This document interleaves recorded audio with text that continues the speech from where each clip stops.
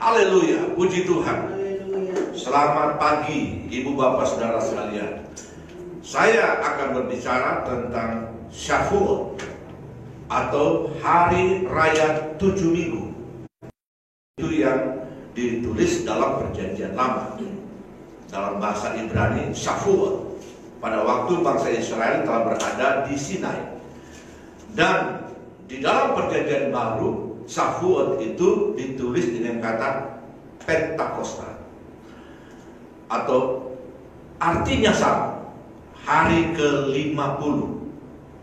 Hari Raya 7 Minggu, 7 kali 7, 49, jadi dirayakan pada hari setelah 49 hari mereka berjalan dari tanah Mesir keluar dengan kebebasan dari perbudakan dan tiba di bukit dan di gunung Allah, Torsina. Dalam kitab Keluaran pasal 19, kitab Keluaran pasal, saya akan baca pada ayat 16 sampai ayat 20. Keluaran 19 seluruh perikop di sana itu mengisahkan bangsa Israel yang telah menyeberang Laut Teberau, meninggalkan Mesir dan sekarang sudah berada di Sinai, di daerah Torsina. Dalam ayat 16, Keluaran 19, dan terjadilah pada hari ketiga, pada waktu terbit fajar, ada guru dan kilat dan awan padat di atas gunung, dan bunyi sangkakala yang sangat keras, sehingga gemetarlah seluruh bangsa yang ada di perkemahan. Lalu Musa membawa bangsa itu keluar dari perkemahan untuk menjumpai Allah, dan berdirilah mereka pada kaki gunung. Gunung Sinai ditutupi seluruhnya dengan asap, karena Tuhan turun ke atasnya dalam api. Asapnya membubung seperti asap dari dapur, dan seluruh gunung itu gemetar sangat. Bunyi sangkakala kian lama kian keras. Berbicaralah Musa, lalu Allah menjawabnya dalam guru. Lalu atas gunung Sinai, ke atas puncak gunung itu, maka Tuhan memanggil Musa ke puncak gunung itu, dan naiklah Musa ke atas. Ini suatu peristiwa sejarah perjalanan bangsa Israel dalam sebuah perjalanan ilahi sesuai dengan keputusan dan kehendak Allah. Mereka telah memenangkan beberapa babakan pertarungan sebagai sebuah bangsa, mengalahkan Mesir, meninggalkan itu di belakang. Mereka berhasil membelah Laut Teberau. Mereka berjalan pada tanah yang kering. Sekarang mereka tiba di gunung Allah. Saya ingin supaya kita memperhatikan, kalau kita berbicara peristiwa yang terjadi di Sinai, itu peristiwa yang terjadi pada hari ke-50 setelah mereka berjalan dari tanah Mesir. Hari ke-50, atau kemudian dalam catatan Alkitab Perjanjian Baru, maka hari ke-50 itu atau Shavuot itu ditulis dalam bahasa Yunani. Bahasa Yunani menulisnya di dalam hari Pentakosta.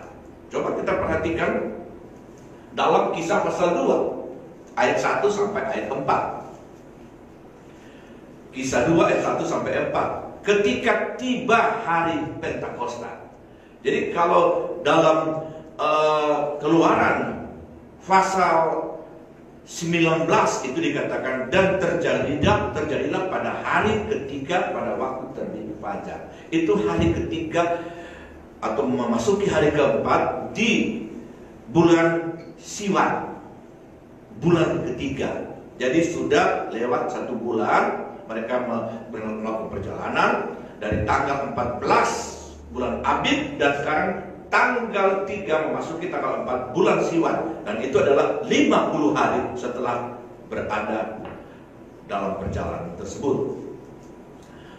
Dan di sini disebut ketika tiba hari Pentakosta. Jadi ini hitungannya juga kita harus lihat, kalau penyembelihan anak domba Paskah di Mesir itu jatuh pada tanggal 14, ya, tanggal 14 bulan Abib atau bulan Nisan, bulan pertama, maka tiba di tanah atau di Gurun Sinai, khususnya di daerah Gunung Sinai, itu sudah tanggal 3 memasuki tanggal 4 bulan Siwan, 50 hari. Nah, kalau kita hitung dalam perjanjian baru, Yesus disalibkan, lalu kemudian dikuburkan, sampai kemudian tiba pada Kisah pasal 2, itu sama. Itu jatuh pada hari Pentakosta atau Shavuot hari.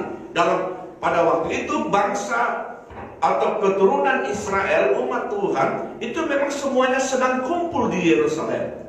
Mereka sedang merayakan hari Shavuot itu, hari raya 7 minggu, yang kemudian ditulis dalam bahasa Yunani sebagai Pentakosta, hari Pentakosta. Jadi Pentakosta atau Pantekosta itu sebenarnya pengertiannya sama, itu adalah hari ke-50. Bukan pada hari ke-50 yang sedang kita bicarakan, tetapi ada apa di hari ke-50? Ada apa di Sinai pada hari ke-50? Dan ada apa di Yerusalem pada hari ke-50? Inilah dia. Semua orang percaya berkumpul di suatu tempat.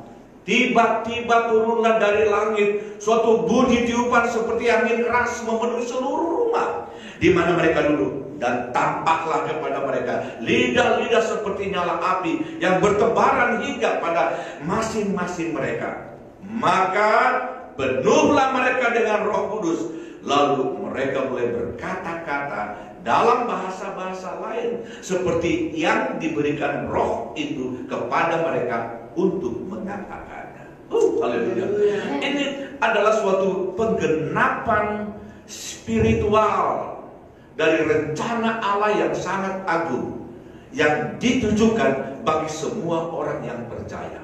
Di Sinai itu khusus bagi bangsa Israel. Allah bercakap-cakap dengan mereka. Allah memenuhi mereka dengan awan kemuliaan, dengan segala kedaulatan kekuasaannya. Di hari Pentakosta di kamar loteng Yerusalem, itu adalah bagaimana Tuhan sekarang datang kepada semua orang yang telah ditebus oleh darah anak domba Allah, kepada gereja Tuhan, kepada orang-orang percaya.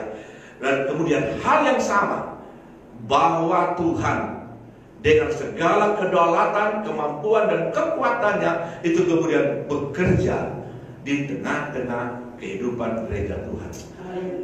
Kalau saya melihat tentang urutan historis dari perjalanan bangsa Israel, di historis dari perjalanan gereja, maka sebenarnya pada hari ke-50, pada hari Pentakosta, itu bukan hari kelahiran gereja seperti yang banyak ditulis dalam buku-buku sesuai dengan pemahaman dari banyak penafsir-penafsir gereja Tuhan.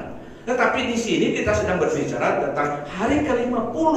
Artinya ada hari pertama, ada hari kedua, dan seterusnya. Sekarang sudah ada pada hari ke-50. Tidak mungkin dalam suatu perjalanan historis kemudian tiba-tiba gereja lahir di dalam perjalanan yang sebenarnya sudah dimulaikan sejak Yesus disalibkan. Bangsa Israel memulaikan perjalanan itu pada waktu mereka menyembelih anak domba Paskah di Mesir. Lalu kemudian mereka bergerak berjalan. Dan itu adalah suatu himpunan yang menggambarkan pergerakan gereja yang telah dimulaikan sejak Yesus disalibkan, yang darahnya tertumpah, yang menjamah setiap orang percaya, melahirkan kita kembali. Kita percaya kepada Yesus yang mati di atas kayu salib, lalu kemudian kita dilahirkan baru karena kepercayaan kita kepadanya secara total, dan kemudian kita berjalan dalam suatu perjalanan, ya, dalam fase-fase perjalanan iman. Maka itu saya berkata kepada saudara bahwa hari ke-50 bukan hari lahirnya gereja, tetapi hari berdirinya dan bangkitnya gereja. Amin. Ini merupakan hari pergerakan gereja yang dimulaikan dari kamar Lotte di Yerusalem. Rasul Petrus yang tadinya sebagai seorang rasul yang pengecut, yang menyangkal Yesus 3 kali, dan semua murid-murid pada waktu Yesus disalibkan seperti menghindar dari kejaran orang-orang Yahudi, takut dan tidak berdaya, bagaikan tertidur dan tidak bisa berbuat apa-apa. Tapi pada hari Pentakosta, haleluya, tiba-tiba Petrus berdiri di tengah-tengah ribuan orang yang berkerumun di sekitar di situ, dan dia mulai berkata-kata tentang kebenaran kenapa peristiwa itu terjadi. Saya ingin katakan kepada saudara, mari kita merubah cara kita memandang tentang perjalanan gereja. Gereja tidak harus lahir pada hari Pentakosta. Gereja dipenuhi dengan kemampuan dan kuasa untuk berdiri dan bergerak. Itu sama seperti orang lumpuh yang berada di depan pintu gerbang indah. Pada waktu Petrus lewat, dia sedang meminta sedekah, tapi Petrus bilang, emas dan perak tidak ada padaku, tetapi apa yang ada padaku, aku berikan kepadamu. Dalam nama Yesus orang Nazaret, berjalan.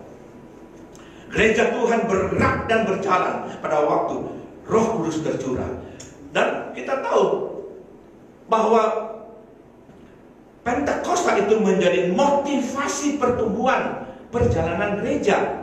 Sama dengan peristiwa di Sinai, itu yang kemudian telah melengkapi orang-orang Israel dengan kehadiran Tuhan, dengan kuasa Tuhan, di mana 10 hukum diberikan kepada bangsa Israel.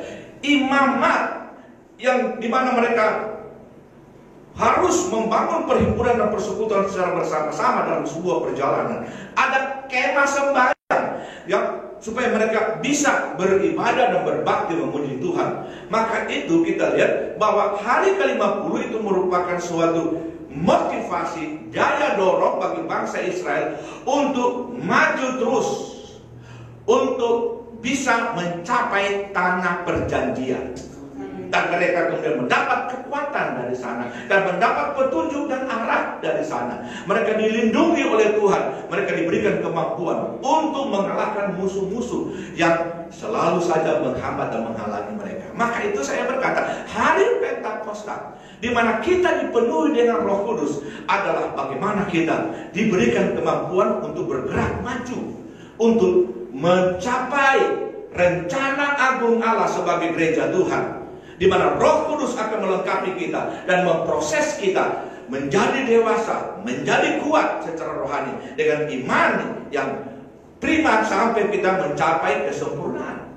Itu yang kita perhatikan, apa menjadi pesan Tuhan Yesus untuk melengkapi amanat agung dari Tuhan Yesus Kristus yang berkata bahwa pergilah kamu ke seluruh muka bumi, jadikan sekalian bangsa itu muridku, dan seterusnya.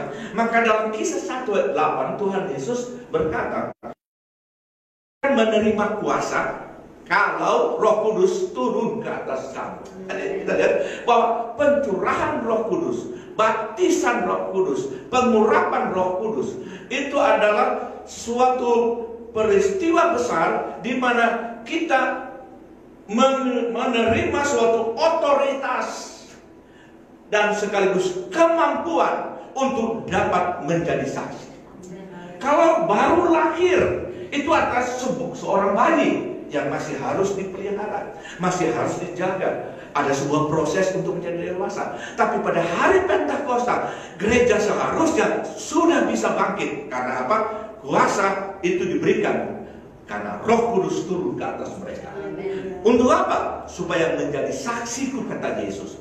Dan kita lihat bagaimana dinamisasi daripada pergerakan kesaksian itu, bahwa menjadi saksi di Yerusalem, di seluruh tanah Yudea, sampai Samaria, sampai ke ujung bumi. Jadi di Yerusalem, seluruh tanah Yudea, Samaria, sampai ke ujung bumi. Jadi kita perhatikan bagaimana suatu gerakan yang sedang dikerjakan oleh Roh Kudus, dan itu kita lihat terjadi pertama-tama di Yerusalem. Rasul Petrus berdiri bersama dengan murid-muridnya. Mereka memberikan kesaksian dari Injil, dari firman Tuhan tentang peristiwa yang terjadi.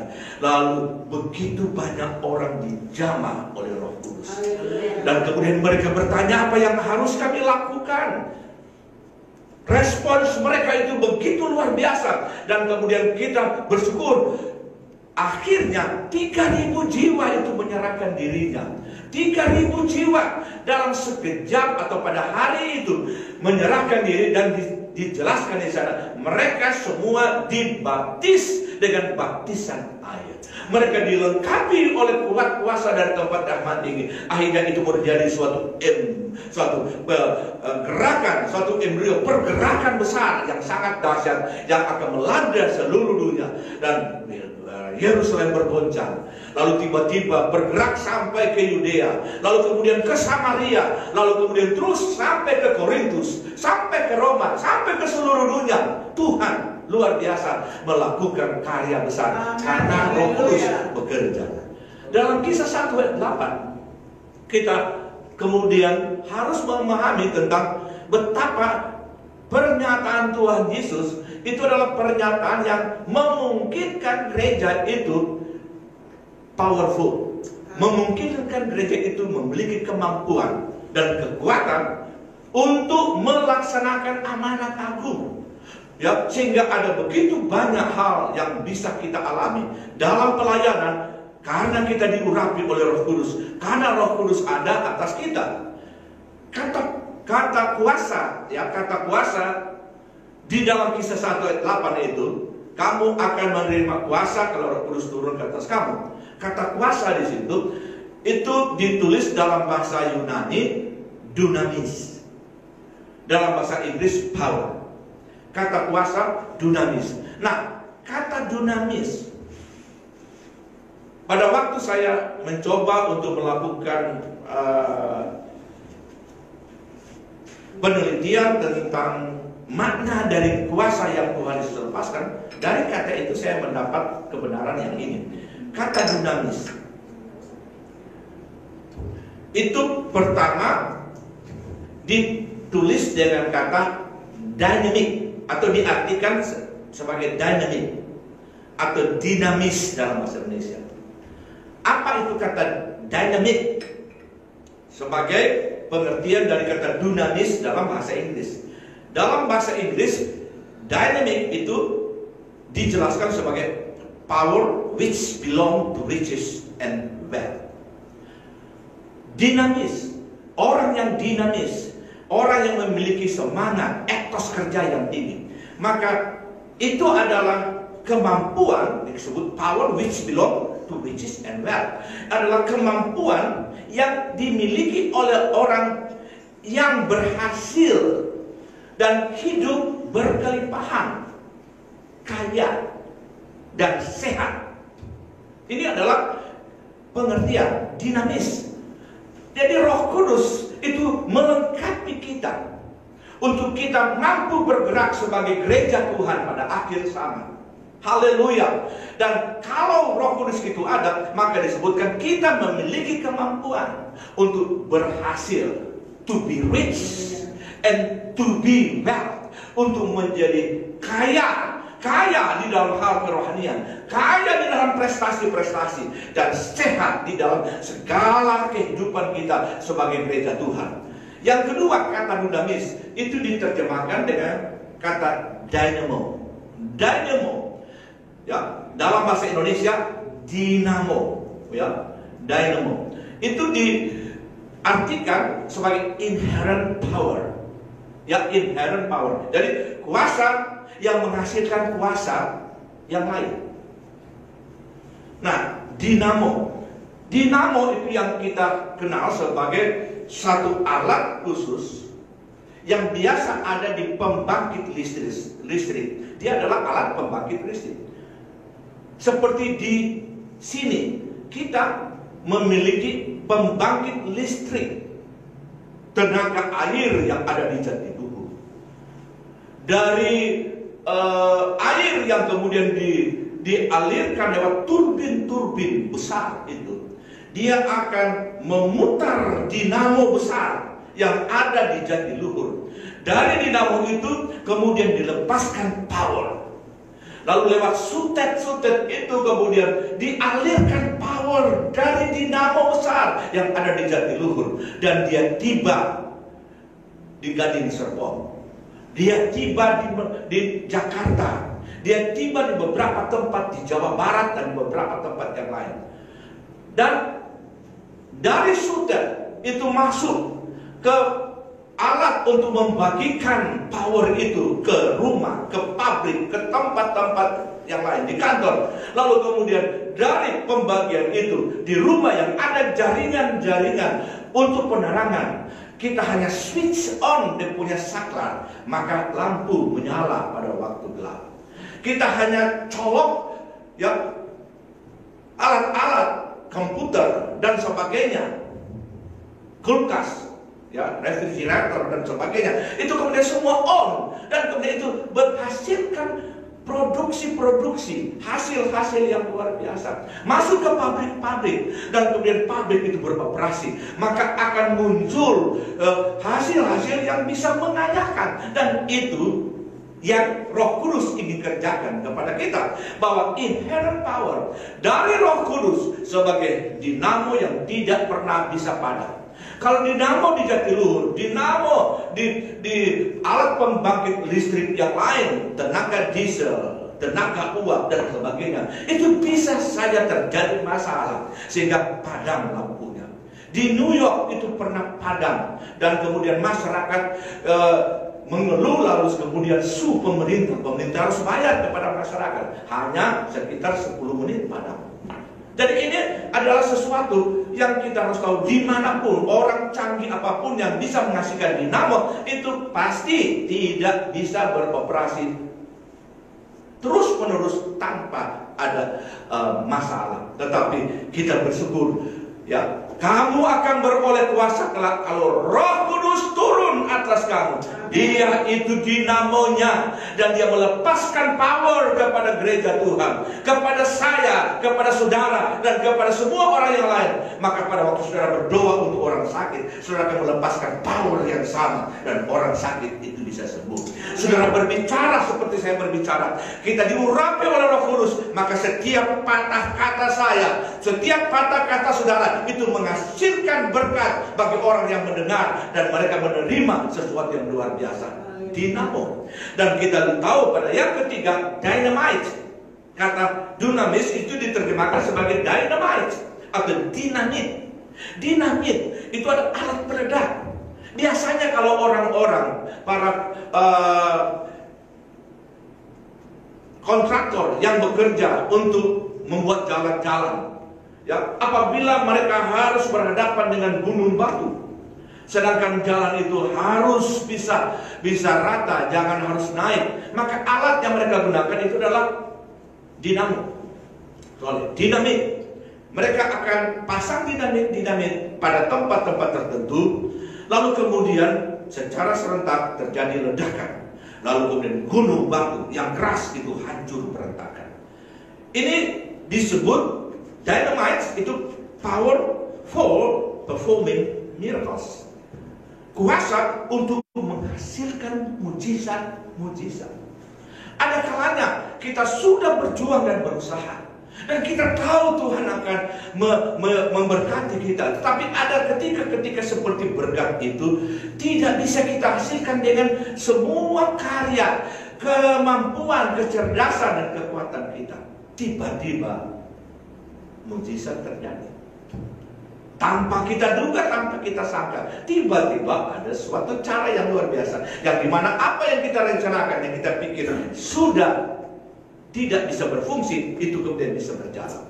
Kita berhadapan seperti Rasul Petrus dengan orang lumpuh yang 42 tahun usianya, sejak lahir dia lumpuh. Tapi kemudian oleh urapan kuasa Roh Kudus, setelah diterima di Yerusalem, di kamar loteng Yerusalem, dia berjalan dalam perjalanan ke bait Allah. Dia berjumpa dengan orang lumpuh. Mustahil orang itu bisa berjalan. Ya, mustahil sebab dia lumpuh dari kecil, dari lahir, mustahil, tidak mungkin kakinya bisa keluar. Sudah terlalu kecil kakinya. Haleluya. Power for performing miracles. Kuasa untuk menghasilkan mujizat dalam nama Yesus orang Nazaret. Berjalan, orang itu berjalan. Ini adalah hal yang Tuhan lepaskan kepada gereja. Kamu akan beroleh kuasa kalau Roh Kudus turun ke atas kamu. Bahkan kalau sudah melihat kisah Rasul Petrus dalam pasal 4, dia kemudian berjalan pada jalan-jalan yang dia harus lalui menuju ke bait Allah. Semua orang-orang sakit, ya, dengan balai-balainya, dengan tempat tidurnya, itu kemudian ditaruh di sekitar jalan. Pada waktu matahari yang mulai pada waktu pagi dari timur sudah bersinaran, Petrus melihat ada bayang yang kemudian menyentuh orang-orang itu. Bayangnya saja itu kemudian menghasilkan mujizat luar biasa. Orang-orang sakit itu sembuh. Itu bukan karena hebatnya Petrus, bukan. Tetapi Tuhan berkata, kamu akan beroleh kuasa kalau Roh Kudus turun ke atas kamu. Maka itu saya berkata bahwa kita ada pada era, pada masa-masa di mana Roh Kudus itu akan benar-benar bekerja dengan luar biasa. Maka terimalah Roh Kudus. Dalam nama Yesus terimalah Roh Kudus. Kita percaya bahwa kalau kita sungguh-sungguh dengan Tuhan, Tuhan akan memperlengkapi kita dengan kekuatan kuasa. Amin. Dalam 2 Korintus pasal 3 ayat 17 sampai 18, ini ayat terakhir yang saya mau bacakan. Sebab Tuhan adalah Roh, dan di mana ada Roh Allah, di situ ada kemerdekaan. Dan kita semua mencerminkan kemuliaan Tuhan dengan muka yang tidak berselubung. Dan karena kemuliaan itu datangnya dari Tuhan yang adalah Roh, maka kita diubah menjadi serupa dengan gambarnya dalam kemuliaan yang semakin besar. Kita berdoa. Haleluya. Ya Rabakata ya Ramasa. Terima kasih Tuhan. Terima kasih Tuhan. Terima kasih untuk urapan kuasa-Mu.